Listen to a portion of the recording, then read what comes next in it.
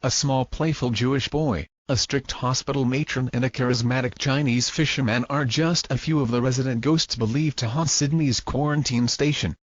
Set up as a vital safeguard in 1833 to prevent immigrants arriving in Australia from spreading diseases to the main settlement in the city, many migrants spent their final days at the compound on Manly's North Head before succumbing to deadly viruses.